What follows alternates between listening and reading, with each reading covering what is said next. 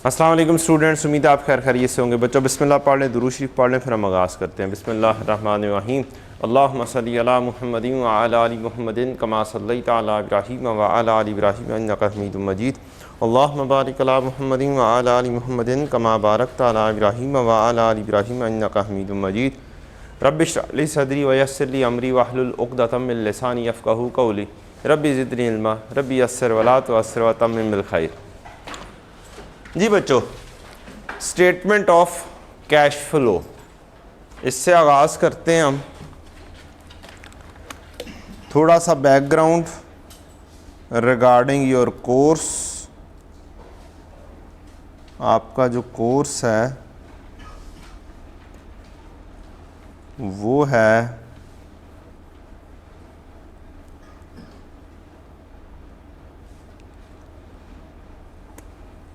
ये आपका सिलेबस में 3-4 चीज़ें हैं। पहला ग्रेड है 35 से 45 मार्क्स का, दूसरा ग्रेड है 20 से 30 मार्क्स का, तीसरा ग्रेड है 30 से 40 मार्क्स का। ये मिनिमम बॉटम लाइन इतने मार्क्स तो आने ही आने हैं, ठीक। इससे ऊपर जा सकते हैं, मीन्स एवरेज करते हुए ये 40 पर जा सकता है, ये 25 पे जा सकता है, ये 35 पे जा सकता है अगर एवरेज ली जाए तो। ये सेकंड ग्रेड हम रिवीजन में डिस्कस कर चुके हुए हैं, सिवाय कॉन्सेप्चुअल फ्रेमवर्क के। हमने इंटरप्रिटेशन भी डिस्कस कर ली, अर्निंग पर शेयर भी डिस्कस कर ली। इसके अंदर टोटल 3 टॉपिक्स हैं। इसका मतलब क्या हुआ? या तो तीनों मस्ट है या 3 में से कम 2 मस्ट है। और पिछली कोई 3-4 अटैम्प्ट्स को उठाकर देख लें तो अर्निंग पर शेयर तो मस्ट है ही है, being a new topic and being a very important topic. दूसरे नंबर पर रेशो आती है, तीसरे नंबर पर कॉन्सेप्चुअल फ्रेमवर्क आता है। लेकिन वो रेशो को थोड़ा सा उसने हल्का सा साइडलाइन किया हुआ, लेकिन वो किसी भी वक्त रेशो को बहुत अच्छा सा क्वेश्चन भी पूछ सकता है। हिस्टोरिकली अगर पुराने क्वेश्चंस को उठाकर देखें तो रेशो 10-12 मार्क्स के ऊपर फॉल करती थी, 11-12 मार्क्स के ऊपर। 15 मार्क्स वाले क्वेश्चन बहुत कम मिलेंगे। तो इसका मतलब क्या हुआ? रेशो का एक शॉर्ट क्वेश्चन 10 मार्क्स का, 8 मार्क्स का, 9 मार्क्स का, और एक अर्निंग पर शेयर का बड़ा क्वेश्चन 15 मार्क्स का, तो हमारा ये ग्रेड पूरा हो जाता है। कॉन्सेप्चुअल फ्रेमवर्क पूछ लेगा तो ये 30 मार्क्स के ऊपर चला जाएगा, फुल फ्लेज हो जाएगा। या फिर रेशो को निकाल दे और उसको भी MCQs पे ले आए या 4-5 मार्क्स पे ले आए, कॉन्सेप्चुअल फ्रेमवर्क भी 4-5 मार्क्स का पूछ ले, तो अर्निंग पर शेयर उस हिसाब से क्या हुआ, एक मस्ट क्वेश्चन हुआ इस ग्रेड में से। पहले ग्रेड के अंदर क्या क्या कुछ आता है, मोटी मोटी सी चीज़। Statement of changes in equity आती है, कैश फ्लो आता है, एरर्स आते हैं, IS 8 आता है, आपका नॉन प्रॉफिट ऑर्गेनाइजेशन आता है, ये वाली चीज़ें आती हैं पहले ग्रेड में। इसमें से जो T2 है ये मीन्स बड़े क्वेश्चन पूछे जा सकते हैं। इनमें से T1 में से मिक्स करके ज़रूर बड़ा क्वेश्चन बनाया जा सकता है, 2 T1 के उठाए जाएं और एक बड़ा क्वेश्चन बना दिया जाए। तो नॉर्मली IS 8 को या तो वो पूछ लेगा एरर का नोट, पॉलिसी का नोट, तो नोट के ऊपर ख़ास तौर पे फोकस कर लीजिएगा। और या फिर वो पूछ सकता है क्या भला आपसे, IS 8 को चेंजेस इन इक्विटी के साथ मिक्स करके पूछ सकता है। IS 8 को चेंजेस इन इक्विटी और अर्निंग पर शेयर इकट्ठा भी किया जा सकता है, करना चाहे तो। मीन्स ये तीनों टॉपिक इकट्ठे कर दें। तो चेंजेस इन इक्विटी भी एक अच्छा टॉपिक, हेल्दी टॉपिक बन सकता है, बनाना चाहे तो। बड़ा क्वेश्चन आ भी जाता होता है। I don't believe it so कि वो इस दफ़ा बड़ा क्वेश्चन देगा चेंजेस इन इक्विटी में से। अगर देगा तो वो एरर के साथ मिक्स कर देगा, अगर देगा तो वो हो सकता है अर्निंग पर शेयर के साथ मिक्स कर दे दे। चेंजेस इन इक्विटी, एरर सारों को इकट्ठा करे फिर पूछ ले, दैट इज़ अ पॉसिबिलिटी। हो चुका हुआ है, 15, 17, 18 मार्क्स का बहुत आसानी से क्वेश्चन बन जाता है। ये भी चीज़ टेस्ट हो जाती है, ये भी हो जाती है, और अर्निंग पर शेयर भी टेस्ट हो जाती है। दूसरा बड़ा क्वेश्चन फिर कहाँ से वो पूछेगा, कौन सी चॉइस बनती है उसकी, या चॉइस बनती है कैश फ्लो या चॉइस बनती है non profit organisation. Both are very important, both are very important. Non profit organisation and cash flow जो दिखने में लगता है एरर्स हैं, करंट ईयर के एरर, ये तो 8 मार्क्स से ऊपर पूछे जा ही नहीं सकते। T1 ये तो रेस्ट्रिक्टेड है 8 मार्क्स। तो मोटी चीज जो है, मेन चीज है, वो है कैश फ्लो है इस ग्रेड में से, नॉन प्रॉफिट ऑर्गेनाइजेशन है, statement of change in equity. Equity का अलहदा से क्वेश्चन बनाने को बना सकता है, लेकिन मिक्स कर दे तो ज़्यादा अच्छी बात है, मिक्स करके पूछे तो ज़्यादा अच्छी बात है। स्टिल इस अटेम्प्ट के लिए आई विल रिकमेंड कि आप नोट लाजमी तौर पर करें, एरर करेक्शन नोट, ज़्यादा चांसेस होते हैं एरर करेक्शन नोट के। ठीक है जी, कल बात हुई थी एरर करेक्शन नोट के ऊपर भी थोड़ी सी बात हुई थी, एक पूरा फुल फ्लैज भी क्वेश्चन मुझे याद करवाइएगा। आज सेशन के एंड पर इंशाल्लाह कोशिश करेंगे 15-20 मिनट हम रखें, एरर करेक्शन नोट मज़ीद डिस्कस कर दें आपके साथ। इन्वेस्टमेंट प्रॉपर्टी से रिलेटेड एक पुराना एरर करेक्शन नोट आया हुआ है, उसको हम डिस्कस कर लें। और मेजरली कैश फ्लो और नॉन प्रॉफिट ऑर्गेनाइजेशन हमारा एक मेन टारगेट है आज का, जिसमें से मस्ट क्वेश्चन, दोनों में से कोई एक तो मस्ट है ही, पूरा बड़ा वाला। और देयर आर चांसेस, मार्क्स कितने हैं इस ग्रेड के? 35 मिनिमम। कितने? मिनिमम 35 मार्क्स इस ग्रेड में से। तो 35 में से उसने पूछना है तो एक बड़ा क्वेश्चन पूछ लिया, कितने मार्क्स का? 15-17 मार्क्स का। तो बाकी कहां से पूरे करने हैं उसने?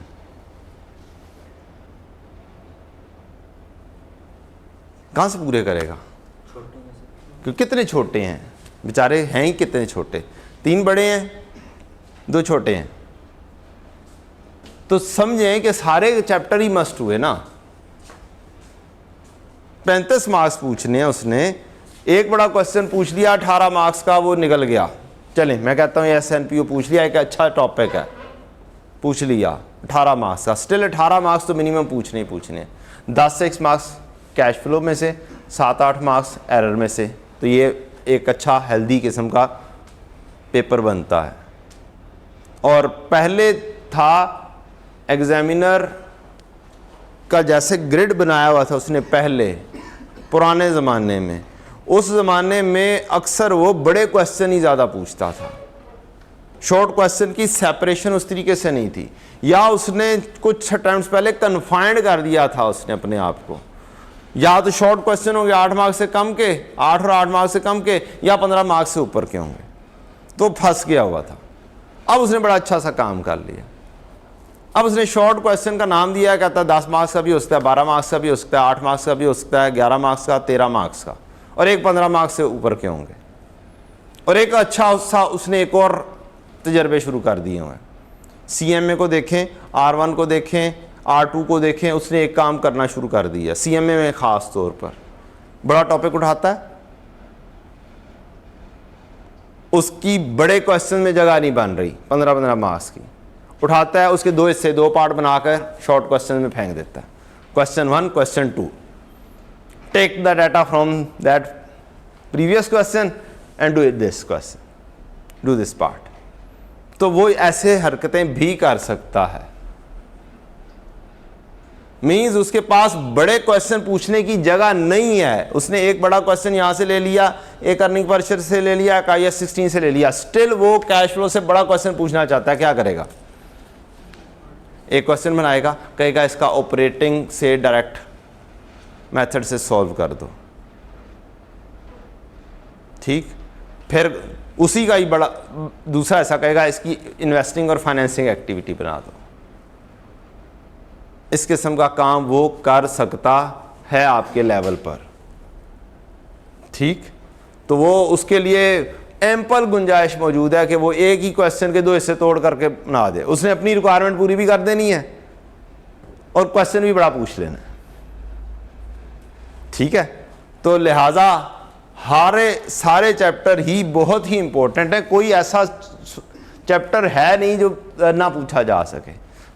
अगर मैं को बनाने वाला हूं तो मैं कहूँगा यार statement of changes in equity उठाता हूँ, आइए सेट उठाता हूँ, अर्निंग पर शेयर उठाता हूँ, तीनों का एक मर्जर क्वेश्चन बना देता हूँ। एक क्वेश्चन इस ग्रेड का भी हो गया, इसमें से ये भी हो गई। एक क्वेश्चन बनाऊंगा नॉन प्रॉफिट ऑर्गेनाइजेशन का, 10-11 मार्क्स का भी बनाया जा सकता है, 15 मार्क्स तक भी उठाया जा सकता है। एक क्वेश्चन बनाऊं कैश फ्लो का, ये ग्रेड भी पूरा, वो वाला ग्रेड का भी पूरा काम हो जाएगा। एक रेशो का क्वेश्चन बना दिया, 2 ग्रेड तैयार, ठीक। और कोई एक टॉपिक भी खाली गया सिवाय एरर का, उसके 2-4 MCQ उठा के डाल दिए, वो भी गया। उसने नहीं पूछा तो स्प्रिंग 23 में कैश फ्लो में से 5 MCQs, 5 मार्क्स के MCQ उठा कर दे दिए।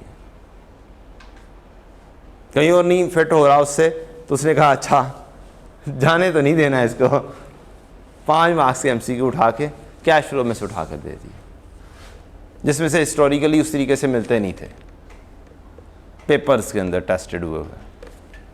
Possibilities are there. बात चलिए तीसरे ग्रेड की भी बात कर दूं, कहानी यहीं पे ख़त्म कर देंगे, फिर कैश फ्लो के ऊपर आएंगे।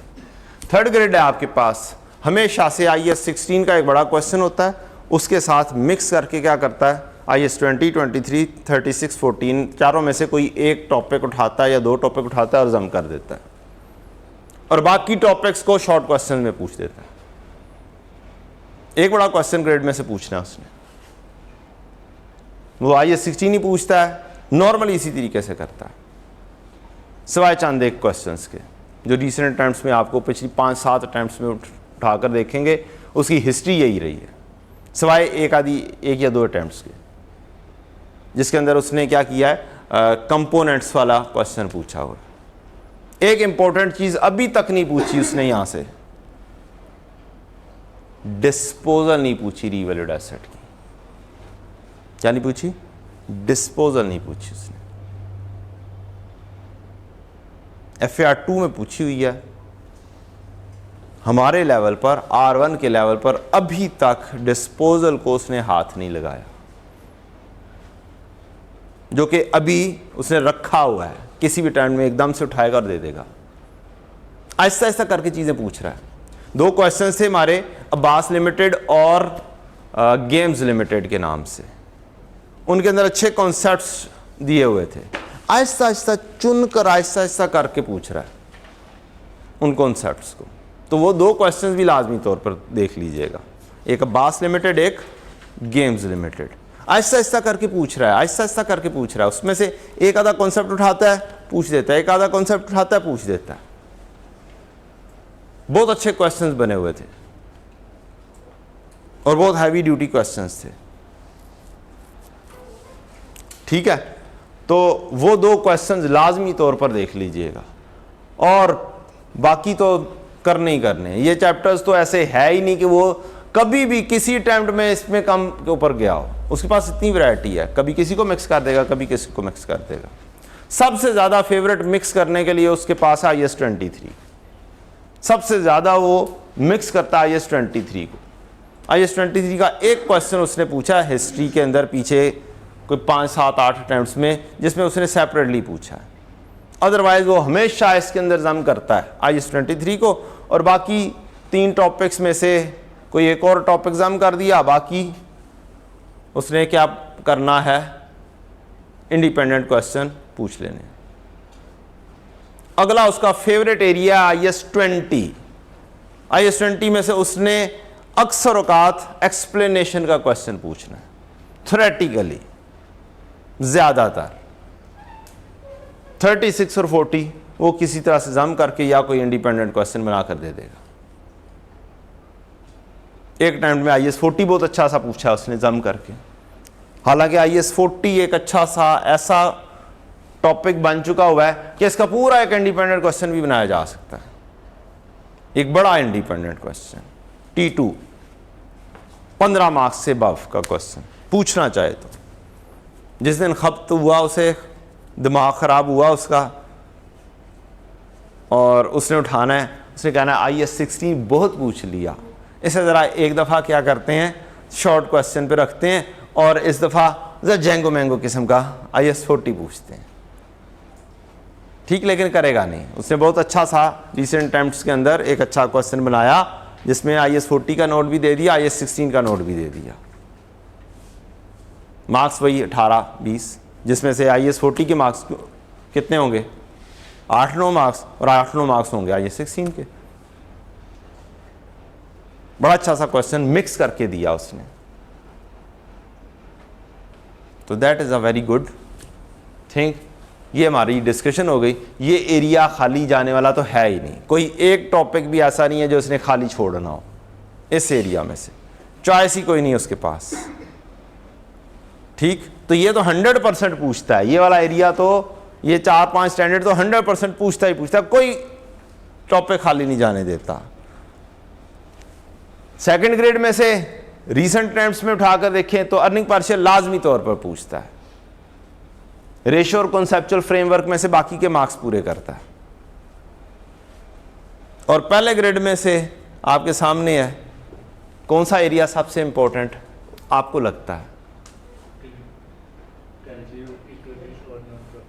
एक कैश फ्लो, एक नॉन प्रॉफिट ऑर्गेनाइजेशन, और बाकी खिचड़ी।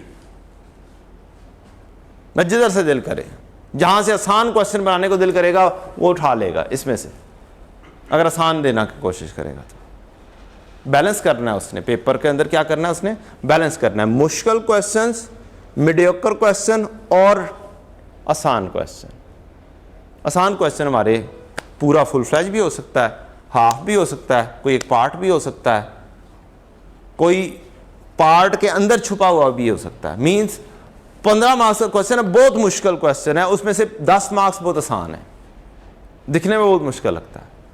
मसलन चेंजेस इन इक्विटी का क्वेश्चन, इसमें से जितना मर्जी मुश्किल कर ले, जब डिविडेंड दे देगा, राइट इशू दे देगा और वो सारी चीजें दे देगा, तो वो क्या होगा, एक आसान एरिया हो जाएगा, easy to do. Means statement of changes in equity IS 8 के साथ भी कंबाइन करे, अर्निंग पर शेयर के साथ भी कंबाइन करे, तो 5 मार्क्स आसान वाले उसमें मौजूद होंगे, डिविडेंड के, राइट इशू के और इस चीज के। तो एरर को साइडलाइन करो, कोई मसला नहीं, उसमें से वो 5 मार्क्स तो आराम से निकलेंगे। 15 में से 5 मार्क्स आसान से निकल रहे होंगे, और पास करने के लिए उस क्वेश्चन में से मजीद 3 से 4 मार्क्स सिर्फ चाहिए होंगे उस एक क्वेश्चन को पास करने के लिए। सो पासिंग मार्क्स आर देयर। मुश्किल से मुश्किल क्वेश्चन में जो पिछली अटेम्प्ट गुजरी, स्टूडेंट्स के लिए बहुत मुश्किल कंसिडर की गई, स्टूडेंट को मुश्किल हुई, लेकिन उसमें से भी आसानी से पासिंग मार्क्स निकल सकते थे अगर कोई सही तरीके से चले तो मुश्किल क्वेश्चन में से भी आसान मार्क्स निकालना सीखें। फॉर्मेट बनाएं, फॉर्मेट के अंदर जो सी चीज़ आसान आती है वो पुट इन करें, जो सी चीज़ आती है कर दें, जो सी चीज़ नहीं आती छोड़ कर साइड पे करो अगले क्वेश्चन पे मूव करो। तो ये है पेपर पास करने का तरीकाकार। चलें जी, इतने से को बहुत सी अलग से कट करके चढ़ाइएगा।